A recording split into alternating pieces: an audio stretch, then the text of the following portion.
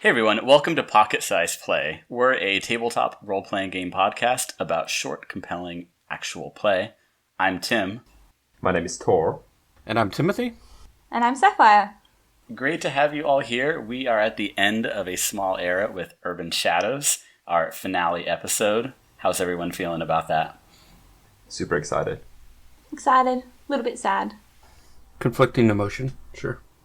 It's a test for us of how do you tie up some loose ends. I think anyone, whether it's a one-shot or a campaign, has struggled with how to find some sense of closure. So that's going to be our goal for today. For anyone not familiar, Urban Shadows is an urban fantasy RPG by Andrew Medeiros and put out by Magpie Games. So we're telling a story set in gentrifying Portland, Oregon, and let's get to know these characters. I'm playing Ash, the Fae. I got dreads, patchwork, earthy clothes, bit of a feral and vague personality. So I'm Eden. I'm a vamp. I'm a white European male and dressed in your boho thrift shop wear. A bit of a volatile character who likes to flip tables. I'm playing Asa Sarkin, which is the veteran playbook. I'm a old grain man, dirty clothes, really crass disposition. Former mob kingpin of Portland, but here in his later years, struggling to understand his relevance in a neighborhood that's becoming more and more populated with monsters. All right, we open up at a Portland farmer's market on the last day of fall harvest. Think squash, dying leaves, kombucha stands. So Eden sees a familiar face, this oracle type who used to perform at his bar. He chats her up under a nearby tree, learning about this corrupt city official from the Power faction who's out to push vampires, but not Eden, out of the neighborhood. Not to mention some old grudge he has with Asa Sarkin. Well, I'm relevant. Why am I not on his to-do list? Fuck this guy. Seriously.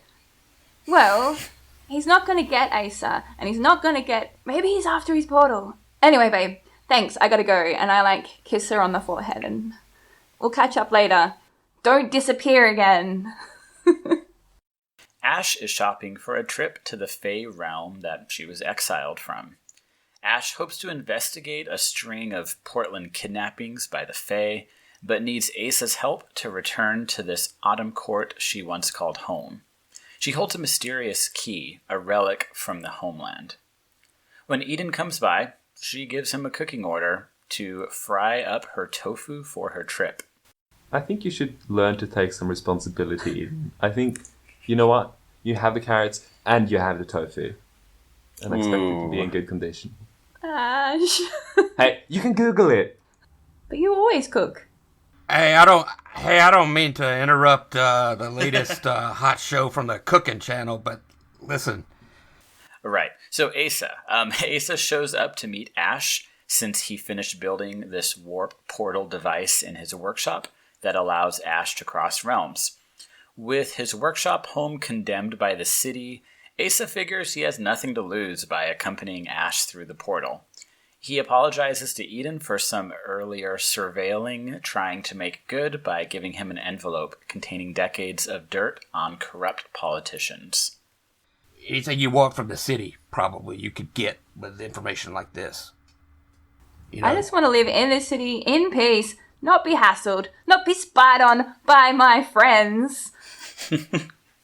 We leave the farmer's market as we see Eden, Ash, and Asa preparing for the journey across realms. Alright, so Ash, you're at the spiritual shop of your contact Fatima. Take it away. So I'm sitting at Fatima's place with all the hippie stuff hanging from the ceiling. Curtains, and there are flags and feathers, everything hanging over. It's really dim, and there are candles. And we're sitting opposite each other with this key in the middle. And we're doing this very intimate ritual. So roll with the spirit. Ooh, that is a 6. Well, no, I mean, I got 3 hold, and I can't imagine spending all of them in the session, really. I mean, that's a lot of hold. I like that. So you take definite hold and mark corruption. Alright, so you have definite control over where this key will lead you. Asa, what's your prep like? You know, he's got a lot of booby traps and wards to protect the portal. And plus the aforementioned pickup truck full of fertilizer and phosphorus and a couple of small drums of napalm from Johnny. Oh, gosh. I'm rigging the warehouse to blow to hell. And Eden. Yeah, I think I went back to the bar with the food and I just dumped everything in the deep fryer. So everything's kind of tempered. Like, I just grabbed, like, some of the, like, batter that they use for the potato chips and wedges and just, like, put everything in that and then just, like, deep fried it all. Nice. All those fresh, amazing organic vegetables deep fried. And Eden, you see Asa there. Ash, does this sound like a good time to arrive with Fatima? Were you taking her with you? Yeah, with Fatima, yeah.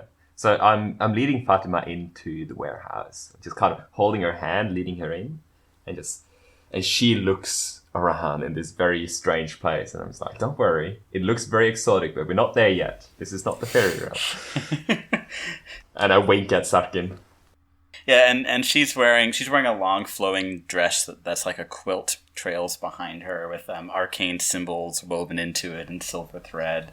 Her hair is long and black, and a bit wispy and frazzled. Let's do this. So you got the coordinates? Yes. Yeah, I mean, it starts humming, you know, when you kind of turn on all the equipment. The equipment is used to kind of dial up a destination. The portal itself, there's nothing visual about it. You just got to kind of know where it is. When you kind of get close to it, you know, the hair just kind of raises up all over your body. You can even probably feel it resonating down inside your body, like with your bones, like in your sternum and backbone.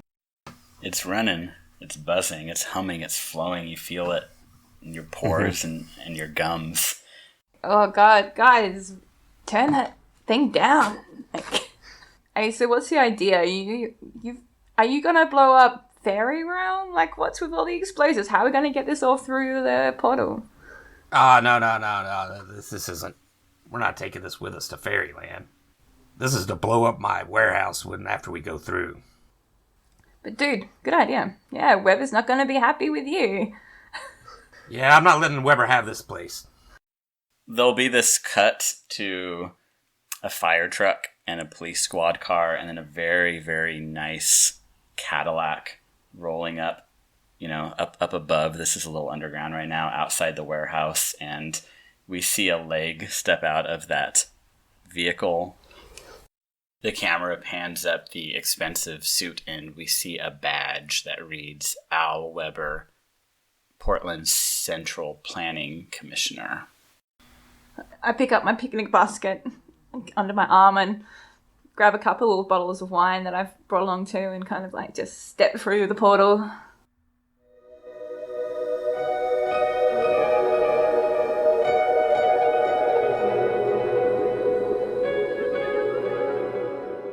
There's that swirling icy wind that is now just assaulting your senses as you look around, and you're in somewhere that is far more of a wintry realm than anything autumnal. You're standing on more of a icy shard of a cliff, and there's like an entrance to a cave or to a mountain right in front of you. But all around you, it's just a steep descent into some snow-coated woodland, just in all directions. And you hear dogs barking, and you hear some yelling and shouting. Like, you can barely see some groups of people running around, like people, like Portlander people, perhaps, running around in these woods. And in that cave, etched into it, is a keyhole, like a large keyhole, bigger than your head, with a solid sheet of ice completely frozen over. It's pretty cold.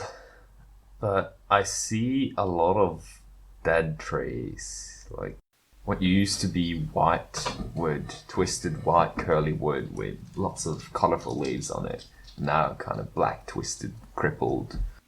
It's kind of depressing.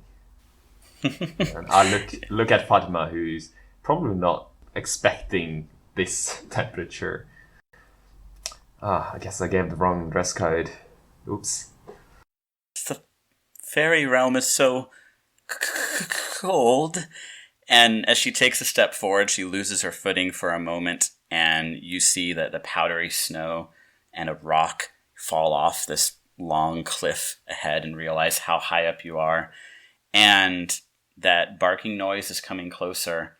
Asa, you see on the steep pass leading up to where you are these bluish, spiky creatures on four legs that are moving at like a blinding pace. They're making leaps up toward where you all are.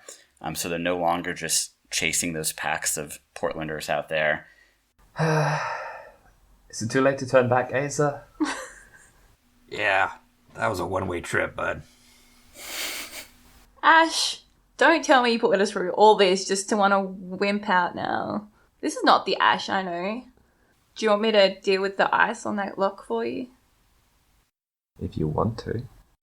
I'm cold and I'm pissed off, and I just punch that door, and then I kick it, and then I kick it with the other leg. Let it out. Roll with spirit. 6. Unless before when I interacted with, did I persuade an NPC who was of the power faction? Do I get an advance? Do I get a highlight for that? Yeah. So you have an advance or whatever we call it in this game, because you highlight all your factions. Yeah. So I advanced and I put a +1 to my spirit. That's very convenient. I love it. Beautiful. So mark corruption, but you get to choose one of those options for let it out. I'm kind of reading this as intimidating or impressing your opposition, being a solid sheet of ice. Doesn't that sound like a decent read on that? Yeah, no, I'm intimidating that ice off that door. Shards of ice, like glass, shatter in every direction. They blind you for just a moment, Ash. It's a bit of snow blindedness, of whiteness everywhere. But Asa, you hear the dogs louder and louder, and you realize that they are going to just swarm this little area where you will have nowhere to go but down. And this Fatima woman brought along, like she's slipped and she's on the edge, struggling to bring herself back up. She's going to be fine, but it's the dogs I'm worried about. So I kind of help her up. You're going to end up being dog food before it's over with. And then I just kind of pump the shotgun and take a step forward. I'll take care of these dogs. I don't think she's seen this kind of decisiveness before. So someone who kind of lives in her head, lives in the clouds a bit. And we see these blue, spiky ice beasts rear up, four legs about to come down on the platform. And here you are just completely ready to go. And so she's watching you. So this is a -1 for me. Oh, yeah. So I rolled a 4. Ooh, yeah, even if you spent all your remaining holds, that would make a difference.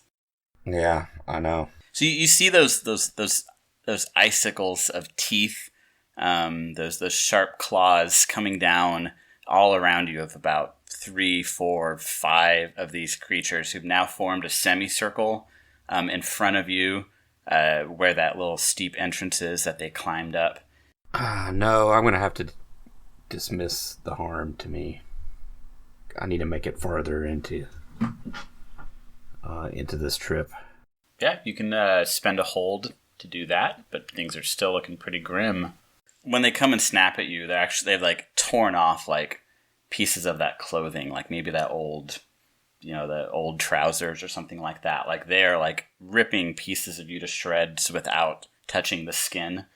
And we see this old, graying, wrinkling man just reduced to It's a man with a shotgun, and nothing's between you and certain death, but just your grit and a couple of bullets. I quickly slot the key in. It doesn't go in like a normal key. It's like a hole shaped like a key, so I push the key into the hole. This seal is keeping a lot of magical forces on one side of it and other magical forces on the other. And when they rush back in, like air going into a room that used to be vacuum, it can draw a lot of attention. Mm-hmm. Of course, the key opens. Of course, we hear the click of the lock. But keep your cool, because things have gotten real, and we want to try to avoid that situation and roll with spirit. Yeah. That is a 10. I turn to Ash and say, Ash, you do what you need to do. I'll try and hold these off. I walk over to the picnic basket and the wine, grab out the food, and then unleash an attack by throwing the food and the bottles of wine at these dogs. What is so harmful about the food of the mortal when it comes to twisted creatures of the fairy realm? Well, I think it's because I maybe deep fried it a little bit too much and they're just really hard. So I guess 6. Yeah. Fatima had been a bit enamored when Asa decided to play the hero earlier. And you see when there's a spot between the dogs, Fatima rushes between them as if to grab him or make a distraction. And you see several of these dogs start turning on her. I could spend my last hold here and You give could. her a +1. And give her a +1. Consider it done. I'm going to take something from them. Sorry, Fatima. I'm going to take Asa. Mm-hmm. I'm like, you're not gone yet. So you're able to take out a few of those dogs. You inflicted some harm, not terrible. And the 2 that are remaining grab at Fatima's long dress and start pulling her down that slope. So behind this lock, I realize, is a horde of artifacts. A lot of things from the Winter Court stashed together.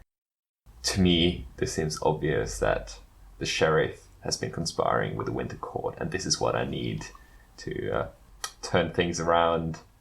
Nice.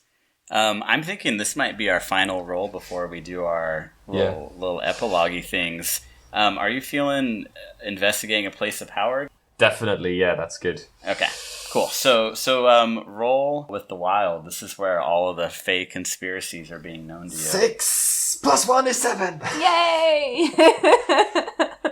So you see artifacts of the Autumn Court with a layer of frost on them, as if they've been offered, as if they've been sold and transferred ownership. And in that you see certain artifacts of the king. Things that the king would never be seen without, like the very objects as important to the king as his true fairy name no one else would know. And with that, it's enough to realize that the king has probably been a sham or a facade or maybe dead for long, but that the deed of the Autumn Court was likely sold over to the Winter, and that it's become this holding cell for Portlanders. I'm just gonna say holding cell for Portlanders as the Autumn Court attempts to take back this realm that was once theirs that is now instead Portland. I turn to Asa and I'm like, damn you, dude. You're not going to die. Have you got a death wish or something? You're still useful. To me, you're useful. To me, you're relevant. You're not. I'm dying on my watch. And I kind of like fall over and realize that I'm bleeding from some wound. Yeah, spoken like someone who can't die. Fuck you. Hey everyone, congrats for finishing up 3 sessions of Urban Shadows. We are done. I had a lot of fun. It was a very crazy session, a lot of ridiculous interactions, and I liked it. Felt like we just pulled together all the strings we could pull together and tie them up in a crazy knot. Yeah. I mean, that's what you gotta do. Just find those potholes and let's push it all together and we'll make a dramatic finish for it. Yeah, that was really fun. I had lots of fun. You know, Asa from the beginning was just kind of a desperate character not wanting to just kind of fade out. Maybe his friends, which he kept at arm's length for the most part, pulled him back from that. Well, on that heartwarming note, we are Pocket Size Play. Thank you so much, everyone. You can talk to us on Twitter at Pocket Size Play or check out the Gauntlet gaming community at gauntlet-rpg.com. Make sure to subscribe to Pocket Size Play on your podcast manager and consider leaving a review on iTunes to help others find the show too. Speaking of support, check out the Patreon for Gauntlet at patreon.com/gauntlet. It's a great way to support the gaming community and podcasts like us. Thanks, everyone. Bye-bye. Bye. Thank you. Bye. Bye.